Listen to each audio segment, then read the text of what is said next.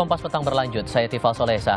2 bulan jelang berakhirnya pemerintahan Joko Widodo Ma'ruf Amin, Presiden meminta maaf kepada rakyat Indonesia atas kesalahan yang dilakukan selama menjabat. Ia mengaku tak bisa menyenangkan semua pihak selama memimpin pemerintahan 2 periode terakhir. Hal itu disampaikan Presiden dalam agenda zikir dan doa kebangsaan jelang Hari Kemerdekaan Indonesia di halaman Istana Merdeka Jakarta. Di tengah sambutannya, Presiden meminta maaf atas ketidaksempurnaannya sebagai pemimpin. Presiden pun bilang sebagai manusia biasa, ia tak mampu memenuhi harapan semua pihak.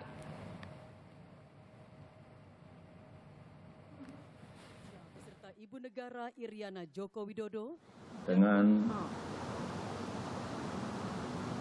segenap kesungguhan dan kerendahan hati, izinkanlah saya dan Profesor Kiai Haji Ma'ruf Amin ingin memohon maaf yang sedalam-dalamnya atas segala salah dan kilap selama ini, khususnya selama kami berdua menjalankan amanah sebagai Presiden Republik Indonesia dan sebagai Wakil Presiden Republik Indonesia.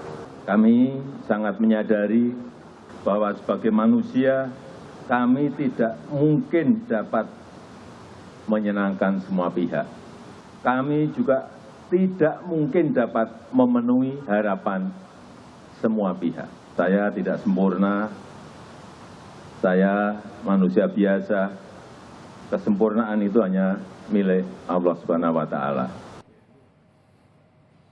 Dalam kesempatan yang sama, menanggapi permintaan maaf Presiden Jokowi, Ketua Umum Majelis Ulama Indonesia Anwar Iskandar pun meminta maaf kembali karena kerap membuat repot dan berburuk sangka.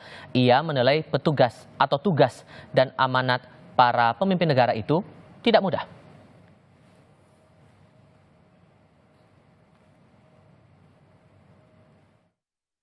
Kalau Pak Jokowi tadi menyampaikan bersama Pak Kiai Ma'ruf minta maaf. Kalau boleh saya mewakili panjenengan semua, boleh enggak? Kita maafkan, Pak. Bahkan mungkin kita ini juga lebih dari minta maaf kepada Bapak-Bapak sekalian. Karena telah bikin repot segala macam.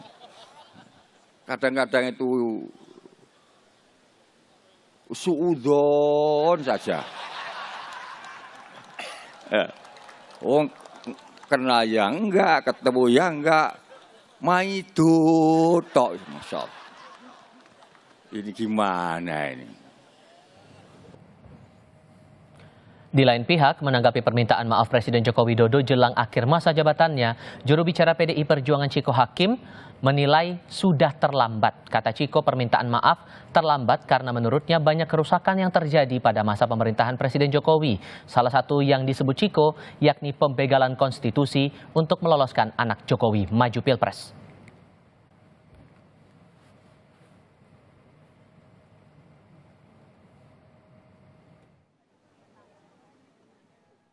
Dari PDI Perjuangan tidak ingin terlalu menghiraukan atau tidak ingin terlalu menganggap serius hal ini karena memang semuanya sudah cukup terlambat.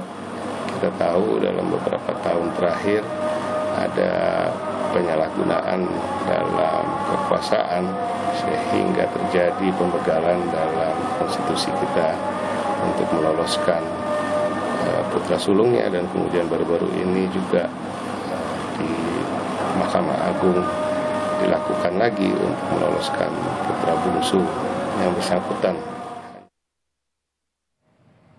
Di pihak berbeda, Partai Amanat Nasional menghargai permintaan maaf Presiden Jokowi dalam acara zikir dan doa kebangsaan pada Kamis malam.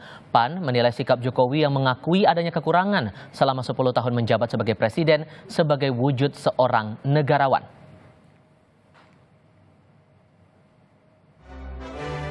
Partai Amanat Nasional mengapresiasi dan menghargai ucapan permohonan maaf Bapak Presiden Jokowi yang disampaikan dalam acara zikir dan doa kebangsaan kemarin malam.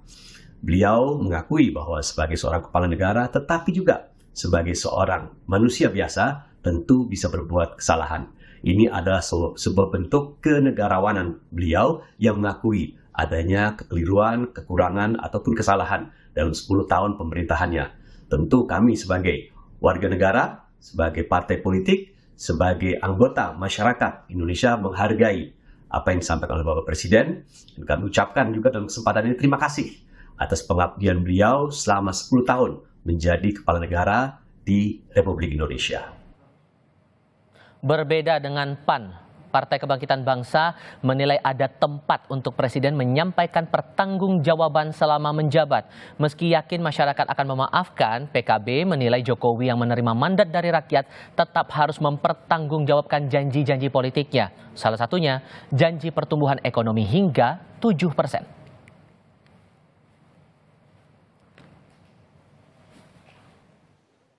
Tapi selaku Presiden, itu ada laporan dan pertanggungjawaban kepada masyarakat Indonesia terkait dengan janji-janjinya, terkait dengan kepercayaan yang sudah diembannya, terkait dengan mandat sudah sampai di mana. Termasuk janji menegakkan demokrasi juga masih tanda kutip. Ada yang masih belum merasakan kepuasan itu. Termasuk juga janji untuk pindah ibu kota juga sampai hari ini juga belum. Pertumbuhan ekonomi dan pengangguran masih cukup lebar, banyak juga yang kena PHK. Nah, itu janji pertumbuhan 7% tidak tercapai. Lalu apa pesan di balik permintaan maaf Presiden Jokowi dalam acara doa dan zikir MUI Kamis malam kemarin? Kami akan bahas ini bersama dengan Direktur Lingkar Madani Ray Rangkuti. Bung Ray, selamat sore, apa kabar? Baik sejauh ini. Baik, terima kasih sebelumnya sudah bergabung. Kami juga akan menghadirkan satu narasumber lagi dari Projo. Sambil kami menunggu kehadirannya, kita ngobrol dulu ya Bang Ray. Ya. Menurut Anda, momentum kemarin Presiden Jokowi meminta maaf di acara zikir dan doa kebangsaan itu momentumnya tepat atau tidak? Ya kalau permintaan maaf pribadi sih ya boleh-boleh aja dimanapun kan. Tapi kalau permintaan maaf sebagai pemimpin negara ya mekanismenya beda. Itu nanti melalui sidang umum MPR kan. Setidaknya tanggal 16 Agustus atau mungkin tanggal 18 Agustus 2024 gitu. Itu satu. Nah yang kedua kalau beda yang lain itu kalau permintaan personal, maaf personal itu tanpa harus menyebutkan kira-kira apa sih yang membuat faktor apa namanya ya yang dianggap sebagai kekeliruan itu ya kealpaan itu gitu itu nggak perlu disebutkan. Tetapi kalau dalam konteks kebangsaan ya harus disebutkan. Sebab kalau nggak disebutkan bagaimana kita melakukan koreksinya, bagaimana kita memperbaikinya, bagaimana kita mengatakan bahwa yang seperti ini di masa yang akan datang nggak boleh terjadi gitu. Tapi kalau kemudian saya kutip pernyataan dari PAN tadi, Mas Edi sempat bilang bahwa itu sebagai sikap negarawan karena merefleksikan 10 tahun masa jabatannya sebagai presiden. Kalau begitu Anda menangkap kesannya minta maaf kemarin itu apa? Kalau negarawan itu yang saya sebutkan tadi kan, tolong disebutkan kira-kira apa sih yang keliru yang dilakukan oleh Pak Jokowi selama 10 tahun terakhir gitu. Supaya kita perbaiki. Gitu. Nah kan beliau nggak menyebutkan apa aja. Makanya saya juga terkejut, loh kok Pak Jokowi minta maaf? Minta maaf dari apa? Kan kalau selama ini para pendukungnya selalu menganggap dia selalu benar kan. Selalu di jalan yang benar lah, itu nggak ada salahnya gitu. Lah kok tiba-tiba beliau minta maaf? Nah, cuma kalau permintaan maaf personal itu tadi, kita nggak perlu tahu kira-kira apa sih menurut Pak Jokowi yang dianggap sebagai kekeliruannya gitu. Tapi kalau konteksnya kebangsaan, konteksnya negara, konteksnya pemerintah, ya harus diberitahu.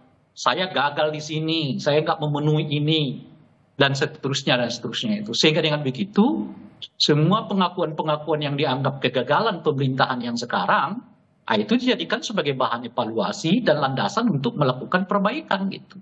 Nah oleh karena itu sebetulnya permintaan maaf Pak Jokowi itu masih kurang tuh. Masih ada hutangnya. Hutangnya itu apa? Ya sebutkan. Kira-kira apa saja. Nanti kalau saya sebutkan kan Pak Jokowi nggak merasa itu kesalahan kan. Pak Jokowi nanti merasa itu bukan kealpaan kan. Misalnya soal revisi undang-undang KPK misalnya kan. Soal makin maraknya nepotisme misalnya gitu ya. Soal pemberian izin tambang kepada ormas-ormas misalnya gitu. Nah itu semua kalau kita sebut kesalahan dan bukan kesalahan bagi Pak Jokowi bagaimana? Oke. Repot gitu. Kalau Makanya kemudian menurut saya sangkut pautkan harus dengan segi ditindaklanjuti. komunikasi politiknya, tapi kan saya pikirnya tidak ada asap kalau tidak ada api, tidak ada sebab kalau ada akibatnya begitu, maupun Nah, sebaliknya. Kalau oke. Anda melihat dari komunikasi politiknya ini maksudnya mau mengarahkan kemana? Iya, ini kan saya melihatnya dari dua hal. Pertama adalah masa terakhir kepemimpinan Pak Jokowi ini banyak mengalami kegagalan, ya. Bukan hanya ditolak rakyat Indonesia, bahkan ditolak oleh partai-partai pendukungnya sendiri. Misalnya soal UKT. UKT itu kan ditolak oleh Pak Prabowo, gitu ya. Pak Prabowo adalah pendukung Pak Jokowi. Masalah Tapera, meskipun nggak ditolak oleh partai-partai pendukungnya, tapi tidak ada satu partai kelihatan yang muncul ke depan mendukung usulan Taperanya Pak Jokowi, gitu ya. Lalu soal anaknya maju di DKI Jakarta, ya kan, tidak ada partai yang berani mengusungnya, gitu kan. Dan terakhir tentu saja soal IKN. Jadi kalau kita runtut sebetulnya banyak lagi soal beberapa aturan yang kemudian mentok, termasuk di dalamnya adalah soal makan siang gratis, Makan bergizi gratis? yang 460 sekian triliun cuma dapatnya 77 triliun kan gitu. Jadi banyak program-program Pak Jokowi itu yang kelihatan gagal di ujung masa kekuasaannya. Itu yang pertama.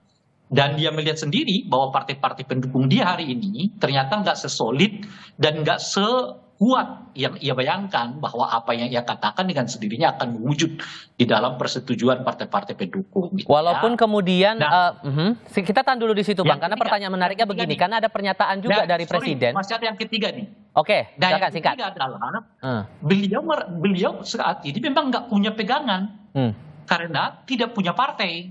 Oke.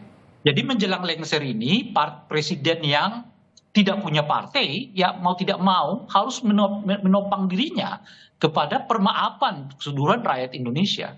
Dalam konteks itulah ya Pak Jokowi mungkin menyampaikan permaafan itu gitu. Oke, kalau kita merinci lagi, salah satu kalimat yang menarik disebutkan di situ, mohon maaf karena belum bisa penuhi semua harapan rakyat. Kalau yang Anda cermati, harapan yang paling jauh terwujudnya apa? Tapi nanti jawabnya ya, kita akan lanjutkan lagi diskusinya di sesi berikutnya. Usai jeda berikut ini.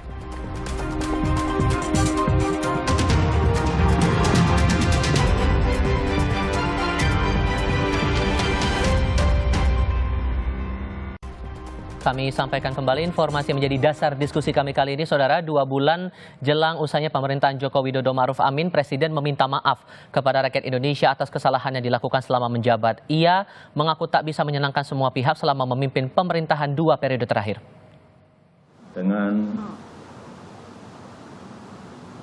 segenap kesungguhan dan kerendahan hati, izinkanlah saya dan Profesor Kiai Haji Ma'ruf Amin ingin memohon maaf yang sedalam-dalamnya atas segala salah dan kilat selama ini, khususnya selama kami berdua menjalankan amanah sebagai Presiden Republik Indonesia dan sebagai Wakil Presiden Republik Indonesia.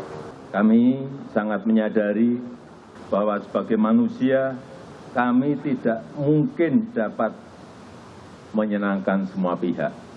Kami juga tidak mungkin dapat memenuhi harapan semua pihak. Saya tidak sempurna, saya manusia biasa. Kesempurnaan itu hanya milik Allah Subhanahu wa Ta'ala. Bung Ray Rangkuti masih bersama kami dan sudah bergabung juga saat ini Bung Panel Barus selaku Bendahara Umum Projo. Bung Panel, selamat sore. Selamat sore, Assalamualaikum warahmatullahi wabarakatuh. Waalaikumsalam warahmatullahi wabarakatuh. Terima kasih sebelumnya sudah bergabung. Bung Panel, tadi dinilai Bung Ray juga permintaan maafnya tidak dirinci oleh Presiden Jokowi. Emang kesalahan atau kekurangannya apa? Ditambah lagi PKB tadi setelah sholat Jumat saya bertemu di DPR, Bang Jazilul Fawait bilang ada tempatnya untuk menyampaikan pertanggungjawaban sebagai seorang presiden. Jadi menurut Anda ini permintaan maaf ini momentumnya tepat tidak kemarin itu saat zikir dan doa bersama itu? Ya, saya pikir dalam suasana berdoa, berzikir, dalam memperingati bulan Agustus, bulan kemerdekaan, saya pikir momentum itu tidak salah ya, tidak masalah di depan banyak ulama segala macam. Dan saya pikir ini hal yang biasa ya, orang Pak Jokowi dia akan mengakhiri masa jabatannya ya di bulan Oktober, di momentum yang baik tadi malam dia menyampaikan permohonan maaf ke seluruh rakyat karena memang seperti yang beliau sampaikan tidak ada yang sempurna manusia itu. Sempurnaan hanya milik Tuhan. Gitu. Tentu dalam memimpin di periode kedua ini juga mungkin ada kekurangan, tidak bisa memuaskan berbagai pihak karena juga di periode kedua banyak sekali tantangan yang dihadapi oleh pemerintahan Jokowi Maruf Amin. Di awal periode 2019, negara kita dan seluruh negara di dunia juga menghadapi satu krisis yang disebabkan oleh COVID-19. Tentu banyak kebijakan-kebijakan, banyak pilihan-pilihan keputusan yang harus diambil, dan terkadang pilihan-pilihan keputusan itu belum tentu sepaham gitu ya, atau disetujui oleh semua pihak. Tidak mungkin satu kebijakan disepakati oleh semua pihak. Saya pikir begitu. Oke, tapi kalau di sisi lain juga kita lihat ada puncak kekecewaan publik di momen-momen kita menghadapi Pilpres, masalah putusan MK nomor 90, banyak guru besar yang juga menyatakan kekecewaan dan disebut-sebut ada cawe-cawe Jokowi dalam Pilpres itu. Mengapa Presiden tidak mengambil momentum di saat itu menurut Anda? Ya, itu kan bilang banyak kekecewaan di masa Pilpres itu kan framing kalian, framing teman-teman saja gitu loh. Bukan framing Pak, karena guru besar pun juga sudah bersuara di situ Bang. Gimana tuh ngeresponnya? Faktanya di pemilu itu sudah selesai, ya. Rakyat telah memberikan amanatnya kepada pemerintahan terpilih Prabowo Gibran, dan itu fakta yang tidak bisa dihindari gitu loh. Itu fakta gitu loh. Jadi kalau dibilang kekecewaan rakyat di situ, faktanya rakyat ikut kok. Rakyat tidak kecewa, rakyat memilih gitu loh. Malah rakyat memberikan amanat terhadap pemerintahan terpilih Prabowo Gibran gitu loh. Kalau sebagian orang bilang itu peristiwa pemilu kemarin tidak fair, tidak ini, tidak itu, saya pikir itu dari perspektif tidak setuju saja, gitu loh. Tapi faktanya mayoritas 58% rakyat setuju kok. Kalau nggak setuju kan tinggal nggak dipilih kemarin, gitu loh. Baik, oke, Bung Rey merespon dari jawabannya Bang Panel tadi, gimana ngeresponnya? Ditambah lagi dengan pertanyaan saya sebelumnya, hal apa yang harapannya kayaknya jauh dari harapan untuk bisa dieksekusi oleh pemerintahan Jokowi sekarang? Nah itu yang saya sebutkan tadi, kalau permintaan maaf personal sih nggak usah sebutin apa aja yang perlu dikoreksi gitu. Tapi kalau permintaan maaf dalam konteks kenegaraan itu harus disebutkan oleh Presiden Jokowi, bukan oleh kita. Sebab kalau kita nanti dibantah lagi sama Bung Barus kan, dia bilang kan itu kan kau sendiri tuh yang mengatakan begitu, yang lain kagak. Kita menyebut ini pemilu terburuk sepanjang era reformasi, Barus nggak setuju. Kita menyebut revisi undang-undang KPK itu membuat KPK seperti yang sekarang, dia nggak akan setuju. Kita menyebut dinasti politik yang dilakukan oleh Pak Jokowi itu berbahaya bagi demokrasi, pasti Barus juga nggak setuju. Nah, jadi hanya Pak Jokowi ini sekarang, dan tentu saja mungkin panel Barus yang tahu mana sih sisi kelemahan yang dianggap kelemahan oleh Pak Jokowi sehingga beliau merasa meminta maaf kepada rakyat Indonesia. Tolong sebutkan, kalau enggak ya ini permintaan basa-basi. Ya, permintaan maaf basa-basi. Kalau nggak mau menyebutkan apa saja yang menjadi sesuatu yang menurut Pak Jokowi nggak bisa dilaksanakan, nggak bisa ditunaikan, nggak bisa memuaskan semua pihak, semua kelompok macam-macam dan sebagainya itu. Mana supaya ada perbaikan, supaya kita tahu ini perbaikannya begini. Apalagi kan presiden yang sekarang, presiden yang terpilih adalah presiden yang melanjutkan. Loh, bagaimana yang melanjutkan sesuatu kalau ia sendiri nggak tahu di mana kelemahan-kelemahan dari presiden yang sebelumnya? Tahan dulu Bung Rey. Boleh responnya Bang Panel? Iya, masalah Bung Rey mengatakan saya tidak setuju. Bung Rey punya persepsi bahwa ini dinasti, bahwa persepsi ini pemilu terburuk, terserah. Itu kan Bung Rey punya ukuran-ukuran sendiri. Cuman faktanya pemilu kemarin keikutsertaan rakyat dalam gegap gempita pemilu itu cukup tinggi. Ada 151 juta pemilih. Berapa 70 sampai sekian persen orang ikut terlibat dalam pemilu. Jadi kalau dari sisi partisipasi luar biasa. Gitu. Baik. Kalau dibilang Bung Rey ini dinasti, ya itu persepsinya Bung Rey. Tapi ternyata rakyat mayoritas nggak setuju juga sama persepsinya Bung Rey. Saya tidak melarang ketidaksetujuan itu, tapi itu fakta gitu loh. Bung Rey ini kan cuma cuap-cuap aja gitu. Nah, faktanya rakyat tidak setuju dengan narasi yang dibangun oleh Ray Rangkuti gitu loh. Ya. Oke, respon terakhir Bung Rey, singkat saja. Mayoritas Ya rakyat. itu yang saya sebutkan tadi. Kalau kita sebutkan nanti ini loh yang jadi kealpaan Pak Jokowi, kesalahan Pak Jokowi, pasti dibantah oleh Bung Barus. Dan mungkin juga dibantah oleh Pak Jokowi. Oleh karena itu, silakan Pak Jokowi mengungkapkannya kepada masyarakat. Apa saja yang dianggap selama ini tindakan yang menurut beliau menjadi kealpaan, menjadi kelalaian yang mengakibatkan mungkin melukai sebagian perasaan masyarakat Indonesia. Sebab kalau kita tunjukkan, panel Barus bantah. Oke. Ini loh, dia bantah. Ini loh, dia bantah. Ini loh. Kalau semuanya dibantah, lalu buat apa Presiden minta maaf? Oke. Kan artinya Presiden benar semuanya. Gitu. Makanya saya mengatakan ini permintaan basa-basi kalau Presiden Jokowi tidak bisa mengungkapkan mana saja sektor yang perlu dibenahi yang oleh Pak Jokowi tidak dilakukan atau alpa dilakukan atau tidak sesuai dengan harapan itu tadi. Gitu. Oke, terakhir Bung Panel. Ya tadi udah saya sampaikan juga. Ini kan momentum di akhir masa jabatan, ya. Bulan Agustus, bulan kemerdekaan. Tadi malam momentumnya zikir di hadapan para alim ulama. Saya pikir itu momentum yang bagus untuk beliau mungkin menyampaikan permintaan maaf sebagai pemimpin Indonesia yang akan akhiri tugasnya. Dan dia juga manusia biasa.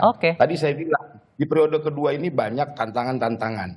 Dan dalam menghadapi tantangan-tantangan itu, contohnya di COVID lah. Banyak kebijakan-kebijakan yang belum tentu semua orang setuju. Belum tentu semua orang. Masih ada perbedaan pandangan di sini. Oke, kita hargai pendapat Anda berdua. Mas Panel Barus, terima kasih. Bang Ray Rangkuti juga terima kasih sudah hadir dalam diskusi kami. Selamat sore semuanya. Sampai ketemu lagi.